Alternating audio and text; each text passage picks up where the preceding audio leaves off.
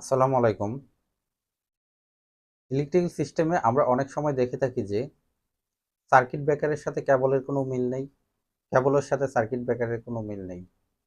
তো এক্ষেত্রে হচ্ছে গিয়ে দুর্ঘটনা একটু বেশি ঘটে থাকে। কারণ আমরা হচ্ছে গিয়ে একটা আরেকটার সাথে মিসম্যাচ করে থাকি, যার জন্য হচ্ছে দুর্ঘটনাগুলো অহরহ ঘটে থাকে।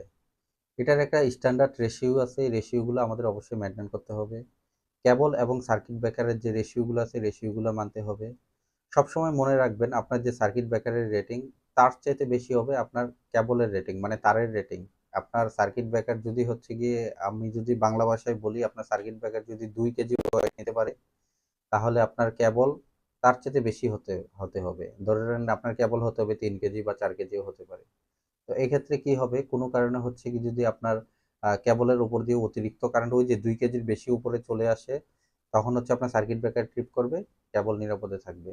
এতে কি দুর্ঘটনার হাত থেকে আপনি বেঁচে যাবেন। আর কোনো কারণে যদি এটার উল্টোটা হয়, সেক্ষেত্রে আপনার কেবল পুড়ে যাবে, আগুন জ্বলবে, আপনার সার্কিট ব্রেকার ট্রিপ করবে না, একটা মেসাকার একটা অবস্থা হয়ে যাবে, আপনি একটা কঠিন একটা বিপদের সম্মুখীন হবেন। আসসালামু আলাইকুম। নিয়মটা মেনে চলবেন।